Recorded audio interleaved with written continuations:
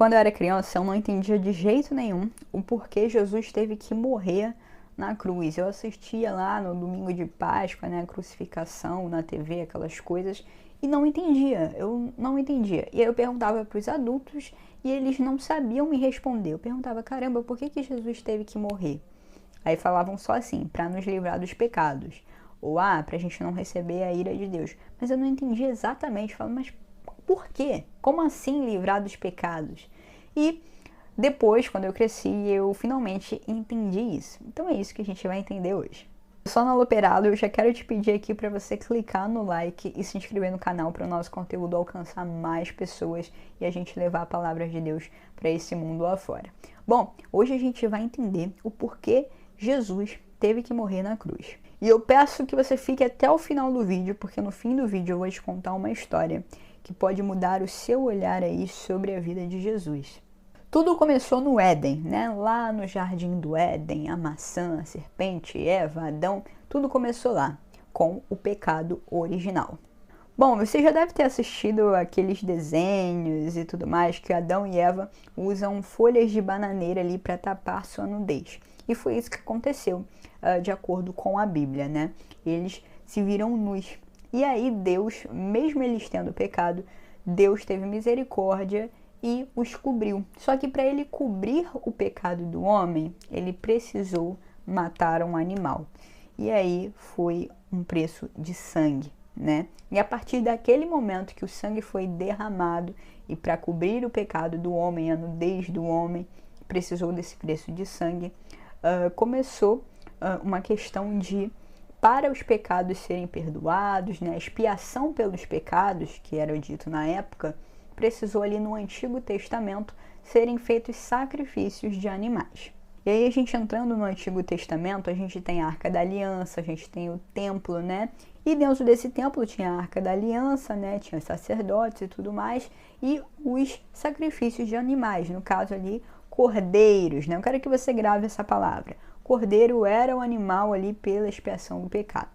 Inclusive, teve um episódio muito importante na Bíblia. Quando a praga passou, Deus falou o seguinte: olha só, nas casas dos protegidos, né, dos escolhidos, enfim, israelitas, você passe o sangue do cordeiro no batente da porta, porque ali a praga não vai passar. Ou seja, vai ser destruído tudo, mas quem está coberto com o sangue do cordeiro não será atingido. E a gente vai entender isso lá na frente depois. Nessa época, no Velho Testamento, nessa época do templo e tudo mais, a gente não tinha o Espírito Santo. Ou seja, só conseguia entrar ali em contato com o Santo dos Santos por meio do sacrifício, do sacerdote e tudo mais, dentro do templo, né? Então não tinha esse contato com o Espírito Santo, a gente não tinha Espírito Santo dentro de nós, não tinha esse contato com Deus aberto. Ou seja, a gente era basicamente escravo do pecado.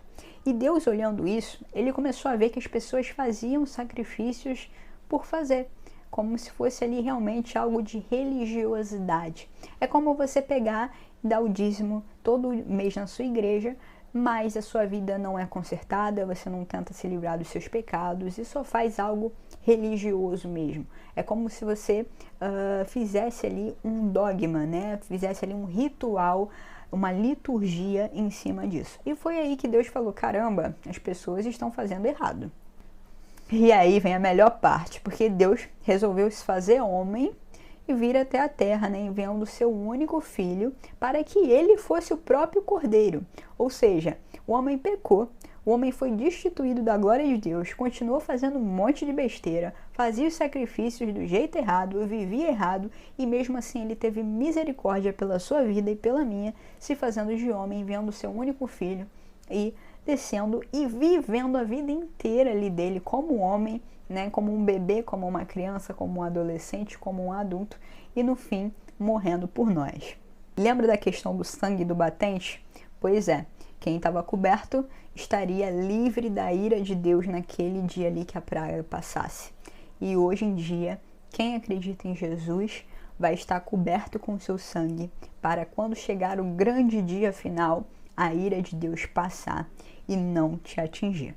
Lembrando que quando Jesus morreu, existe uma passagem que fala que o véu foi rasgado, né? Existe essa questão. E tem pessoas, eu pensava assim, que o véu rasgou, era uma coisa assim, os céus se abriram, uma coisa assim, né, alegórica. Mas não, na verdade o véu se rasgou, foi realmente um véu de 14 centímetros, mais ou menos, do templo. Então rasgou de cima a baixo. O que é isso? Significou que o Santo dos Santos se abriu, ou seja, a gente teve um acesso direto a Deus, né? A gente não precisa mais fazer sacrifícios, porque a gente teve o Cordeiro Santo, Jesus, e esse véu foi aberto. Hoje a gente tem o Espírito Santo dentro de nós, que faz com que a gente não seja mais escravo do pecado e possa vir a se arrepender dos nossos pecados.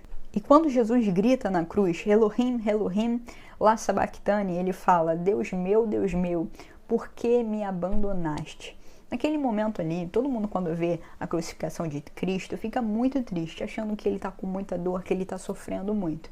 Mas eu realmente acredito que para ele ter falado isso, Deus meu, por que me abandonaste, é porque foi o único momento da vida inteira dele. A vida inteira. E eu falo a vida inteira, não são os 33 anos de Jesus. Eu falo a vida inteira, a eternidade inteira, né? Porque antes era o Verbo, e o Verbo se fez carne e habitou entre nós. Então, a vida inteira, a eternidade inteira, em nenhum momento ele foi destituído da glória de Deus. Mas naquele momento ali, ele falou, Deus meu, por que me abandonaste? Porque ele recebeu a ira de Deus sobre ele. Porque ele recebeu os pecados do mundo sobre ele. E naquele momento, ele não conseguia mais ter contato com Deus, porque pecado afasta o homem de Deus. Então, se você tem uma vida em pecado, provavelmente você vai estar com dificuldade de orar, você vai estar com dificuldade de ler a Bíblia, você não vai estar conseguindo aí alcançar a glória de Deus. Agora eu quero te contar uma história aqui. Lembra que eu te prometi no início do vídeo? Pois é. Na Segunda Guerra Mundial, Adolf, eu não posso falar o sobrenome aqui por causa das políticas do YouTube. Bom, Adolf, ele já estava ali bem avançado na guerra, né, e tudo mais, e ele ficou sem soldados. E foi o momento que ele começou a recrutar jovens, crianças e idosos.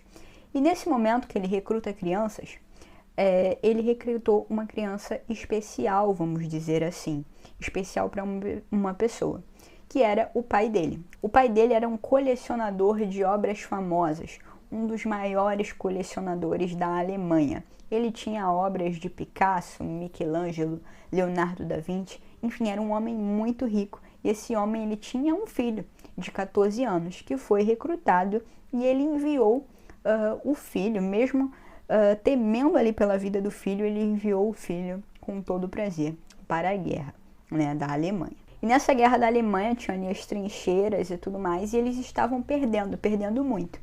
E foi aí que esse menino de 14 anos falou ali para sua equipe e para os outros soldados, olha só, a gente vai morrer todo mundo. Então, o que eu vou fazer? Vocês correm para o outro lado, que eu vou aqui na frente, distraio eles e vou atirando e dou cobertura. Ele sabia que ele ia morrer, mas se ele não morresse, ia morrer todo mundo. Então, esses outros meninos correram, e realmente aquele menino ali de 14 anos foi e morreu no lugar deles, e livrou várias vidas. E foi aí que eles descobriram, né, que o pai dele era um colecionador de obras muito famoso na Alemanha. E eles mandaram pintar um quadro com o retrato do filho, o retrato ali dele vestido de soldado, né, no dia que ele se alistou. E levaram esse quadro para o pai ficou extremamente emocionado, né? Contaram a história toda, e o pai colocou o quadro no centro. Tinha todos os outros quadros de alto valor, e aquele quadro ali que não era tão bem feito, não tinha um valor, né, significativo, era um quadro simples, era o quadro que o pai dele mais amava. Passaram-se 2 semanas e o pai dele morreu de tristeza também, e todos os quadros foram para leilão. E esses quadros foram para leilão, as pessoas, né, ricas, as pessoas muito ricas da época ficaram muito empolgadas, porque seria vendido Picasso, Leonardo da Vinci, enfim, seriam vendidos quadros muito caros de milhões e milhões. E aí o leiloeiro começou o leilão e falou, o primeiro quadro a ser vendido vai ser o quadro O Filho. E os ricos começaram a reclamar. Eles tinham muito dinheiro e começaram a falar, esse quadro não vale nada, quem vai querer o filho? Não vale absolutamente nada. E o leiloeiro falou que estava escrito no testamento que aquele quadro precisaria ser o primeiro a ser leiloado, porque o dono especificou assim, então teria que leiloar aquele quadro sim. E aí o leiloeiro começou, né, a oferecer os valores, ninguém queria, até que ele chegou numa quantia ínfima de quadro de milhões, ele ofereceu em torno do que a gente tem hoje de 20 reais. E o empregado da casa, né, que ele amava o colecionador de obras, ele gostava muito ali do seu patrão, né, ele conseguiu e falou e leiloou, não, eu quero esse quadro. E ele perguntou, por que você quer esse quadro? Não, eu quero esse quadro aí, porque eu não entendo muito de obra, mas é o que eu posso pagar e também é porque o meu patrão chorava todos os dias na frente desse quadro. E beleza, ele levou o quadro e o leiloeiro bateu o martelo e falou, o leilão está encerrado. E as pessoas ficaram loucas, né? Falando, como assim? Tem vários quadros de milhões e milhões, como é que o leilão está encerrado? E aí o leiloeiro falou, bom, ele disse que quem leva o filho, leva tudo. E aí todos os quadros foram doados ali para aquele empregado da casa. Essa história a gente não sabe exatamente se ela foi real ou se ela é uma metáfora. A questão é que quem leva o filho, leva tudo. Hoje nesse vídeo a gente entendeu o porquê Jesus teve que morrer, o preço que ele teve que pagar de sangue, né? E quem aceita o filho, quem leva o filho, leva tudo. Leva tudo nessa vida e na próxima.